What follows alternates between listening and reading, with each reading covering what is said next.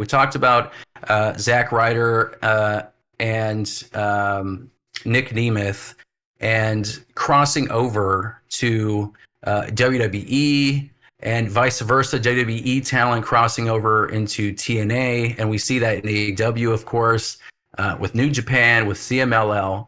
And you really can't talk about wrestling in 2025 without talking about crossover talent. And we have seen it all year. It's been AEW, of course, has their Forbidden Door pay-per-view, and you see folks from all over the world coming to AEW. I mean, Mercedes, of course, is literally crossing over into multiple promotions and taking their belts. The successful collaboration, I would say, between NXT and TNA wrestling, which got folks like Jordynne Grace and Joe Hendry is showing up in NXT, but then also essentially getting poached by WWE and actually signing contracts with them as full-time WWE wrestlers. And NXT talent, having great experience in TNA. And is it Kalani Jordynne who's a current champion?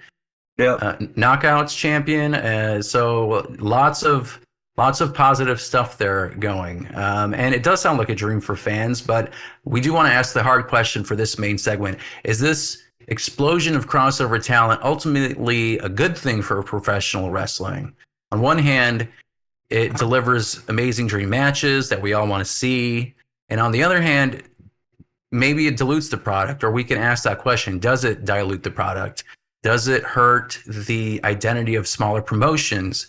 And just seeing every star everywhere make a surprise debut feel a little less special. So I want to debate, whether this era of the open door is elevating the industry or watering it down.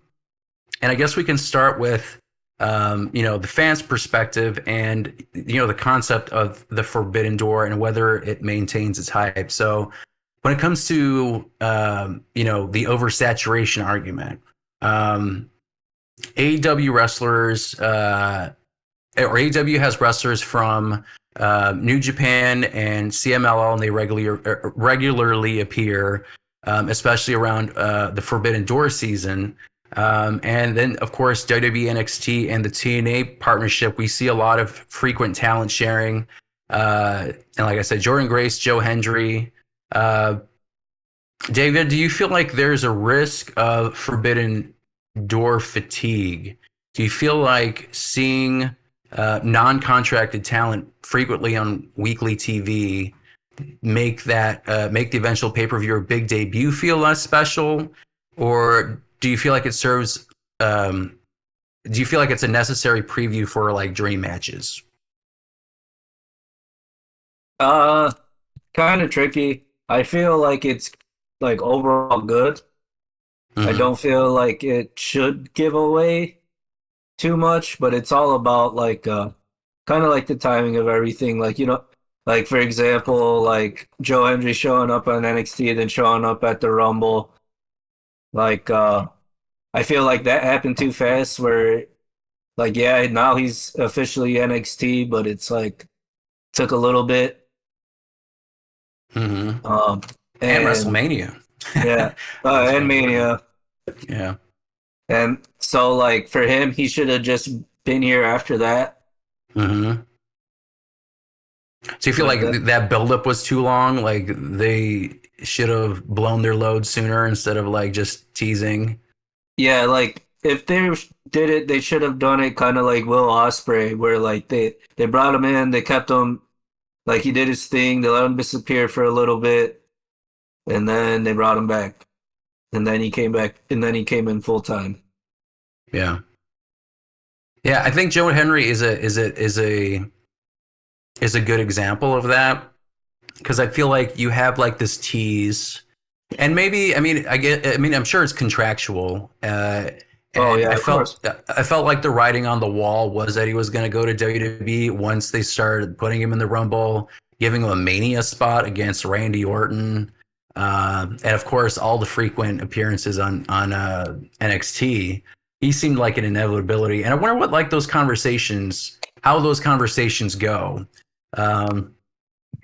Chris, what do you think? Like when it comes to those kind of like deals, like let's look at TNA and WWE. uh, do you feel like TNA is getting the short end of the stick of this deal? Like, do you think it's beneficial for them? Or who's benefiting more from it? Let's say that. I mean, it's definitely WWE, I think, that's benefiting more, but I guess you could argue that, if you're not a person who watches TNA and you see like a TNA star on WWE product, like that might entice you to, watch TNA. But I mean, there's probably data on this. There's probably something we could probably look up at some point just to see what's the conversion of, TNA star appears on WWE. What's the numbers look like on the next show of like TNA? You know what I mean? But I think TNA definitely gets the shaft here because, WWE gets the novelty of having TNA people on a WWE show, and WWE being the giant behemoth of a company that they are as far as wrestling, I think they're getting more out of it. I mean, I guess I would argue, in terms of arguing for TNA and them getting like pretty big benefits too. I mean, was it Bound for Glory recently? Like, if you compared like that pay-per-view to like, I don't know, a recent AEW show, like I feel like that TNA pay-per-view had a bigger audience than some like AEW shows, and AEW for a lot of folks is considered like the number two. But TNA in some instances it makes it seem like they're the bigger company, and I feel like it would have to do with the amount of exposure that TNA is getting on the WWE product. Would you agree with that, or what do you think? Like, they're getting exposure too. Like, if they didn't have the partnership, maybe their attendance and stuff wouldn't be as high. Yeah, I mean, I think that's true that TNA is getting benefit from the exposure of being, in the grace of WWE. So I imagine it's doing something for them. I mean, that would be definitely something interesting to see, those viewers, the viewership and pay-per-view buys, because I'm guessing it's a pay-per-view that you pay for, right? Bound for Glory, right? Yeah. Okay. Oh, I think they have a subscription model, don't they? That too. Well, David, what do you think? Do you think TNA is getting the short end of the stick, or do you feel like it's giving them good exposure? What do you think? It's a tough call. It's a tough call because I'm sure, like, creatively, it could kind of suck when if you're like putting over too much WWE, but it's like this is when it kind of turns into that talk of like the loser is still a winner if the loser lost good enough. Mm-hmm. And then, but I'm sure it's sold well for the fact that it's like, oh, like somebody's from WWE's coming to TNA, let's go. And it also creates that intrigue of like, oh, damn, what if somebody challenges like Santana or somebody? Mm-hmm. Has that happened yet? Yeah. Was there a WWE star on TNA? That's contracted. Yeah, we just said Kalani, or you mean like WWE star moved to TNA? Yeah. I mean, you got Mustafa Ali on there. You have Ash by Elegance. They were contracted to WWE, like they're currently on WWE roster, and then went to. TNA. I mean, Kalani Jordynne is the TNA Knockouts champion. She's a WWE wrestler. Trick Willie just lost the TNA title. Yeah, Trick Williams was the TNA champion. Yeah, Javon Evans just showed up. Javon Evans has showed up there. Leon Slater is the X Division champ. He's doing well for himself, showing up on WWE stuff. Yeah. I mean, it definitely seems like a TNA NXT collab, I imagine, right? More so than like a Raw or SmackDown thing, with the exception of like, I guess, Joe Hendry. But I mean, Joe Hendry's like, I feel like is mainly on Broski NXT. And is Matt Cardona technically, he's officially part of TNA, right? Yeah, Broski, and same with Namath. Yeah, Namath, they're both TNA now. And I don't know like what varies like in their contracts, because I don't know if Cardona is he as a full-time wrestler as like Nick Namath on TNA, or is he kind of like a special attraction that pops in and out and bounces around indies? even with He has his TNA. moments where he's pretty deep in the story. Yeah. Don't matter. So I mean Samoa that. Joe's Yeah. champ. I mean He's Samoa TNA. Joe. That I mean Samoa TNA Joe. wins again. AJ Styles, I mean, like that's another one where like it's cool to see now in this era where he can get a Hall of Fame induction in TNA, should do appearances for them. Like just think about how crazy that is. Cause I remember when we were younger, I mean AJ Styles in TNA, like that was like he was like the guy in TNA. And I just remember so many people making like creator wrestlers of AJ Styles on SmackDown versus Raw, and even like Samoa Short Joe hair, too. Like puka those shell two, necklace. yeah, those two guys were always like in the top, and they were like the cool like non WWE wrestlers, Abyss. The coolest. the coolest. I mean, and now they were both in WWE. One's currently still in WWE. And yeah, I mean crossover talent. I mean it's crazy just to think of that it's happening now. If you were watching in 2007, 2006. Fickle Let's fans. see. Yeah, I mean fickle fans, absolutely.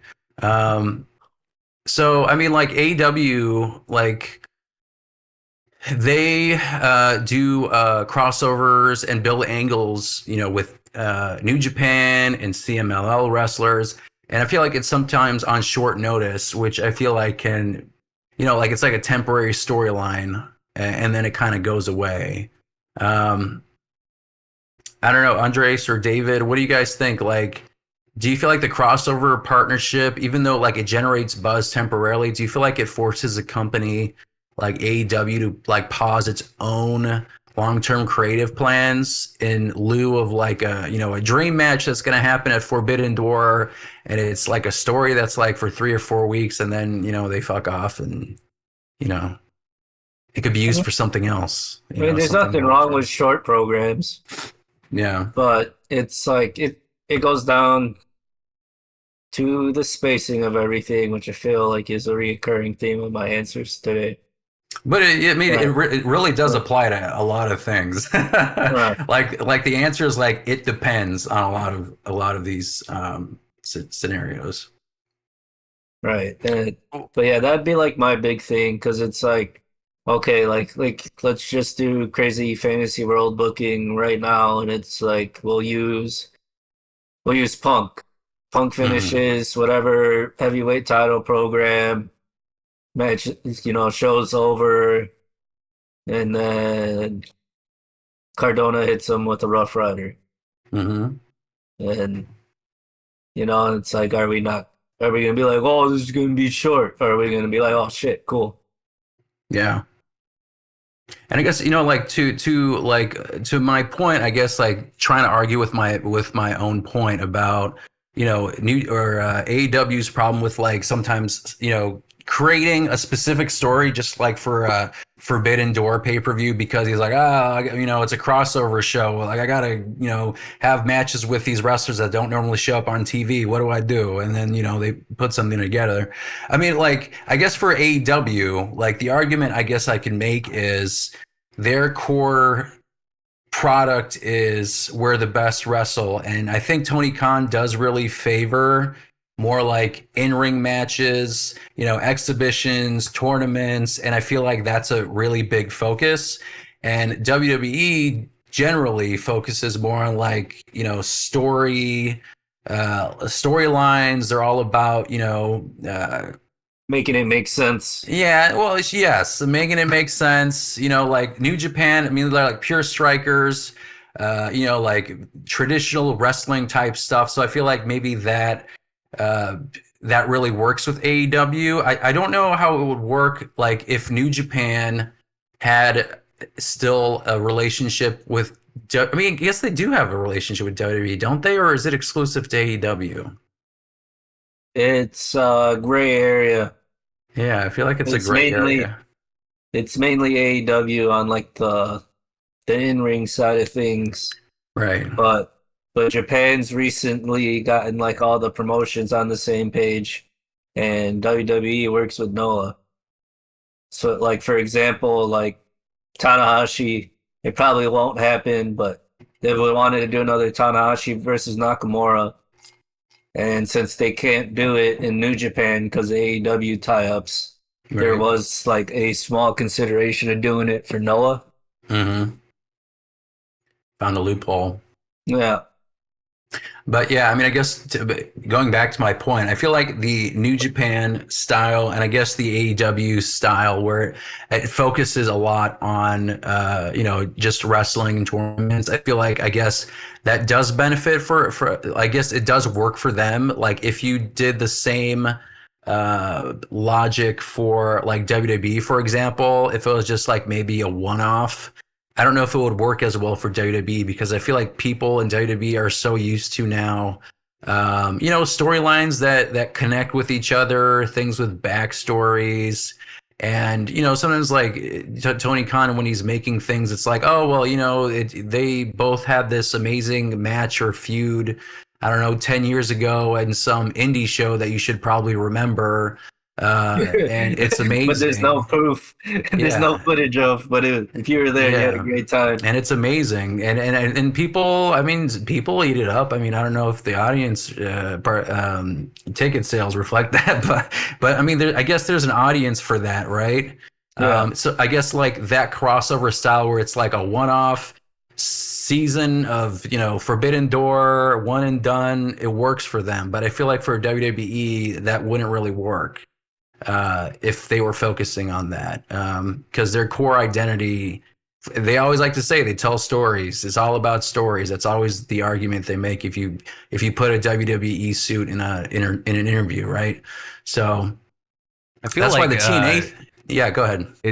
I think all this crossover has diluted that Forbidden Door pay-per-view for AEW. I feel like because the appeal of it was that you had these like stars from New Japan showing up to a Western show right on TV, and then all this crossover is just like an overload. So wonder what that looks like. Yeah. I mean, I guess that's fair too, because it's like it's not just during Forbidden Door that they have crossover talent that shows up, right? Like, I mean, they have people year round. I feel like Kevin Knight. Yeah, Kevin Knight's a good example.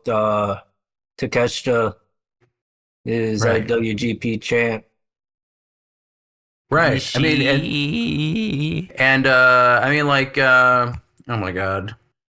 John Moxley was IWGP champ. That wasn't a Forbidden Door pay-per-view or anything, and that was a big thing. So I guess like now that we're bringing this up, I guess like the concept of like the Forbidden Door pay-per-view kind of does lose its uniqueness, because I mean Forbidden Door, I mean it's there's no Forbidden Door, it's a fucking revolving door, man. Like the people just keep going in and out. I guess you let me get that revolving door pay-per-view. Yeah. Do revolving door. Yeah, that'd be kind of funny because like it does lose a bit of its luster. Now you basically are like, well, I have this show that I need to have New Japan wrestlers in, and I got to stick them in matches, and that's the pay-per-view you get every year. It's not the can't wait to see who comes over, because people show up all the time. They should just do champ versus champ like Survivor Series used to be when brand split was hard. Oh yeah, I mean that's the other thing. They did that like once or twice, right? Yeah, I mean I did like that concept when it was like brand versus brand. That was kind of cool because, again, it's like something that can't really work with WWE now because people still cross over, even though they did do like a draft. Like they toy around with their own rules too. It like comes and goes when it pleases them. David got a writer because that would make sense then if you just had like champions versus champions from like AEW versus like New Japan, because then you don't know who will win. But like let's say you have like whoever that's a non-champion versus like a New Japan champion, you're like, oh, who's gonna win, right? Or vice versa. If it's like a non-champ New Japan person versus a champion from AEW, like what are the chances of them winning that belt? Mm-hmm. So I have this section I want to ask you about, like who benefits from this, and I they're archetypes. So what I mean by that is it's described as like young developing talent in terms of like who benefits from it. Young developing talent, the veteran, or like a global ace, like someone who's like a global superstar like Will Ospreay or Jay White before signing. Also, where's Jay White? Is he still injured? Yeah. Yeah. So I want to ask you guys, which type of wrestler benefits the most from the crossover trend? So when I say young development talent, do you feel like they benefit from getting exposure in a new environment, like an NXT star in TNA? The veteran who gets a final highly paid run, but they have a lighter schedule, like an AEW veteran working the indies, for example, or like a Will Ospreay or Jay White, basically kind of raising their profile across all of their continents and kind of like building their portfolio. Let's say that their political currency. Chris, what do you think? Like, who do you feel like benefits the most from the crossover trend? Or is there a type of wrestler that you feel like I didn't mention that benefits from it? You're saying like in the current state of things, like who's benefiting the most? Yeah, across all of it. NXT, TNA, WWE. I mean, like just in general, who do you think benefits from the crossover trend? Do you feel like young developing talent benefit the most from this? Do you feel like the older veterans benefit? Gotcha. Yeah, do you feel like the older veterans benefit the most? Do you feel like, those giant stars like John Moxley, for example, or like people who are like popular like indie stars who jump around before, signing with a WWE or AEW?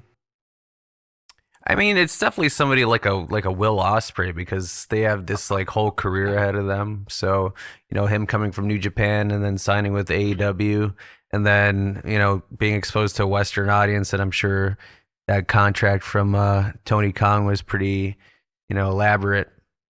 Like it's probably more him or veterans, like one of those two, because veterans, they bring in the money, and I'm guessing just by name alone, they could probably ask their price for the amount of money they want. There's a lot of leverage for a veteran, but I think the winner in the long run would be somebody like a Will Ospreay. Andres, what do you think? Like, who do you feel like benefits the most in this like crossover trend we've been seeing in 3 years? Definitely a veteran, I'd say, would have more, of an establishment for being able to set a price, have probably more character control.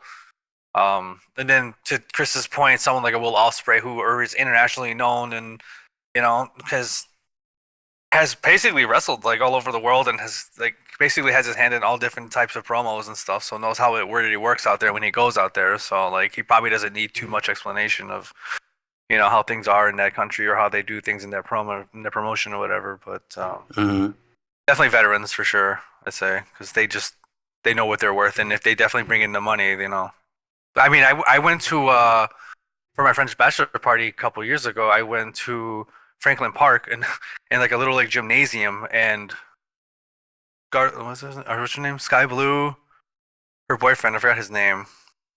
They wrestled each other, and then Will Ospreay showed up. Yeah, and then Will Ospreay showed up, and this arena only held like maybe 200 people, and it was tiny. Like the gym was it GCW? I don't remember. It was CSW. Oh, CSW. That's what I was thinking. Yeah. Yeah, it was crazy. I had no idea. Like I was just there for my buddy, and then all of a sudden Will Ospreay came on. He was the special guest referee. Like oh my god. Yeah, I remember you mentioning that. That's crazy. Yeah. And it was probably like what, $20, and then you get to see Will Ospreay. Basically. Basically. I guess AEW tickets can be $20 too sometimes, depending on the section. Buy one get five. Yeah, hell yeah. Hey man, if they can say those deals, that's awesome. I'd rather be getting those type of deals too. But yeah, I guess like for me, I feel like the young developing talent get the most because you do get exposed to different audiences, different styles. I don't know how closely. I mean, I feel like WWE and TNA have to be booking with each other if you were having like an NXT star becoming a champion on TNA. There must be like some kind of like writing like crossover there. I don't think they're just like, all right, here, have Kelani Jordynne, have Trick Williams, do whatever you want. Like now it's your problem. You go talk with the TNA writers and, good luck. I think there's probably some kind of phone calls there, but I think young developing talent get the most. I just feel like the cachet of like a Joe Hendry or a Jordynne Grace, or even like a Stephanie Vaquer or a Julia, like these people, I feel like built up careers where now WWE is acknowledging that they had careers outside of WWE versus like when Vince McMahon pretended that everything outside of WWE was a vacuum and they never acknowledged previous feuds or anything. Now that, on commentary, they say like, oh, they were a big champion or a big star back in Japan and all that kind of stuff. And they acknowledge those kinds of things. I think it adds to their cachet. One. Acknowledge me. Oh, Roman Reigns. So let me ask you guys this last question. So this is like the reinvention of a lot of wrestlers. And when I say like reinventions of wrestlers, I mean like people like Christian Cage, who went from WWE to AEW, and he basically kind of like resurrected his career and created like this great entertaining like father figure thing. Cody Rhodes, of course, famously created AEW. Bleached his hair blonde, got a American flag tattoo on his neck, and then came back to WWE as a completely new character. Mickie James came back to WWE as a TNA Knockouts champion, and I feel like that kind of helped her to get another run.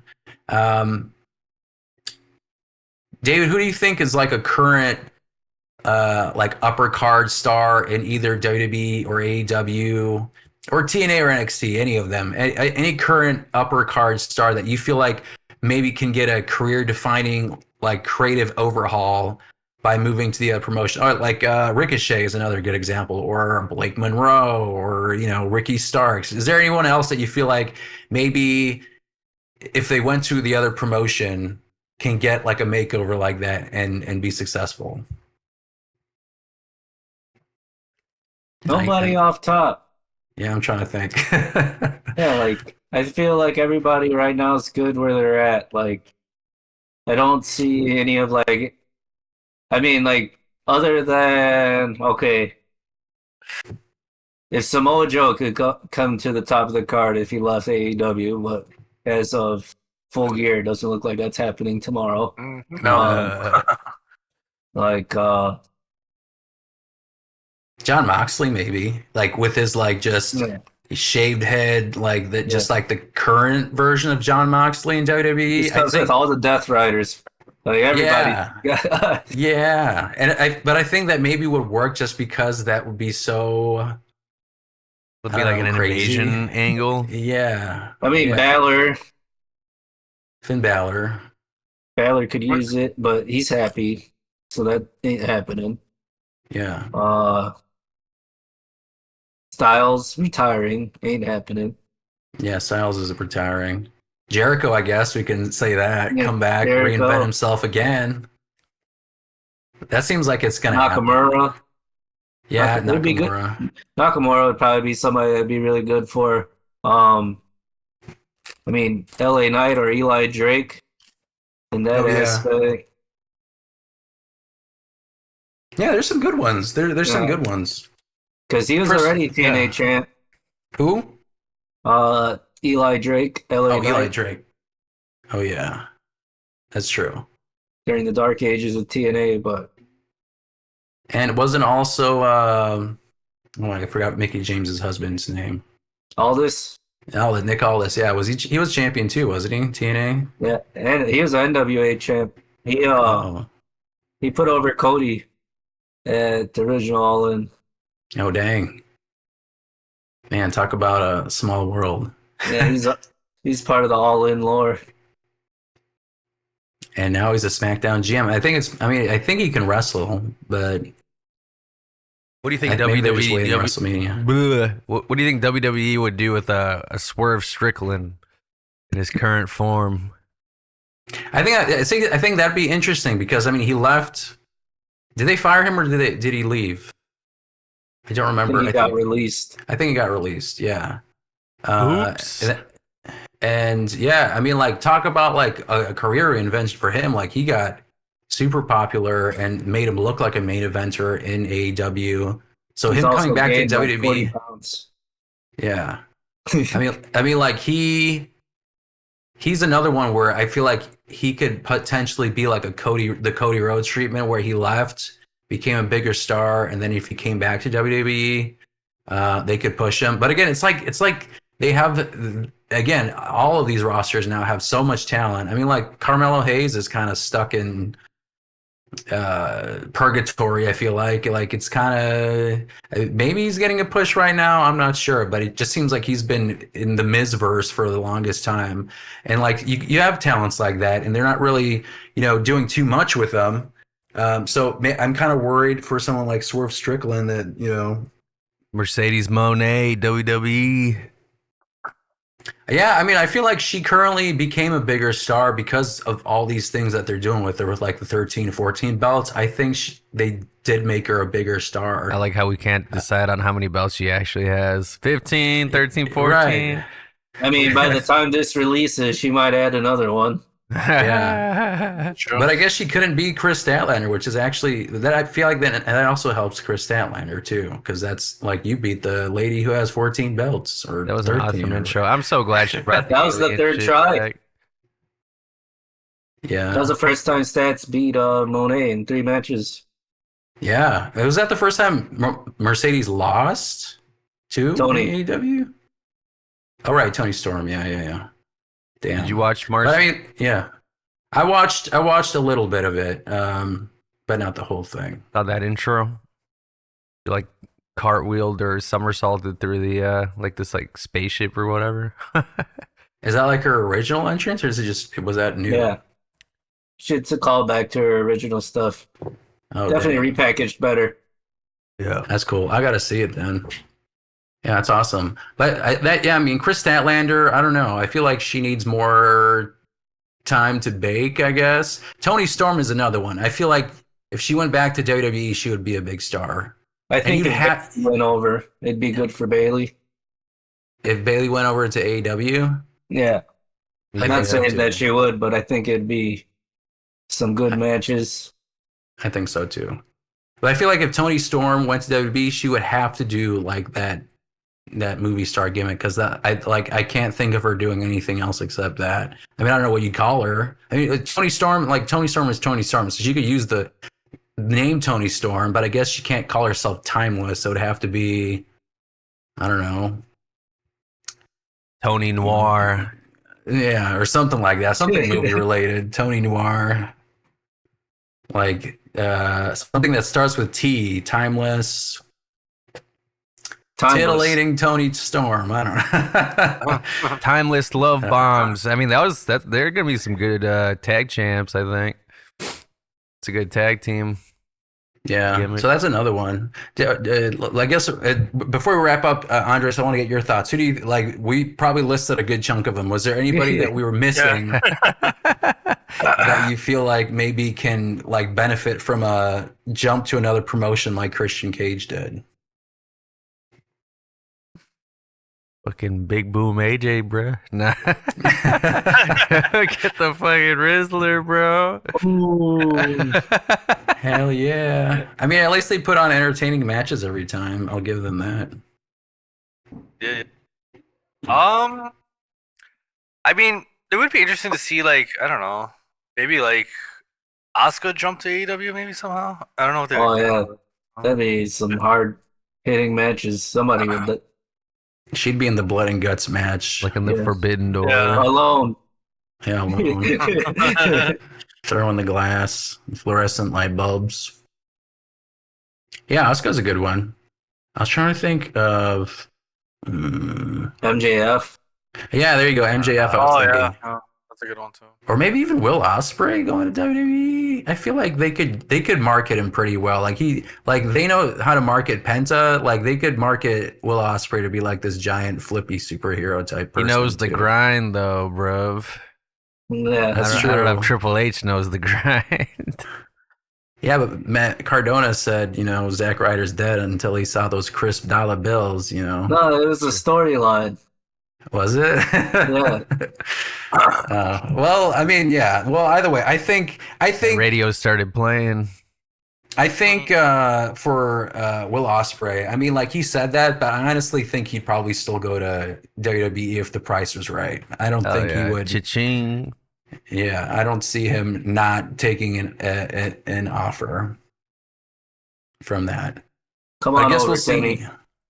Or Kenny Omega would be cool to see in WWE. That'd be probably my biggest like bizarro world type of like match if like CM Punk was still in WWE and then Kenny Omega shows up. That'd be insane. With Larry. Yeah. Young Bucks. Yeah, or Young Bucks. Yeah, that'd be crazy to see the Young Bucks in WWE. That'd be insane. In a hug it out match. Yeah, exactly. With Cody Rhodes in the ring. Yeah. That'd be Special fun. guest ref. And Yeah, now we're cooking. We're cooking There you go. gasoline. Writer's room, baby. Squared circle. Oh, has been Jericho was- squared. If Jericho actually really went back and then that happened, you have like all the originators of AEW basically. Just all this, just this OG AEW roster just move over to Pretty WWE. And they call they make them a faction and they call themselves like, I don't know, the Founders or some shit like that. Something that kind of sounds like AEW or The forefathers. something like that. Yeah, the They try to- Forefathers. OG. That'd be sick. And Cody Rhodes can be the leader because he's like the American Patriot type thing. So he could have his Oh, like man. Thomas Jefferson, John Hancock back there, powdered wigs. All right. Well, I think that's a wrap for this episode of the Chi-Town Shoot podcast. Please don't forget to like, subscribe, rate us, and leave your feedback. Tune in next time for more wrestling madness. Until then, keep marking out.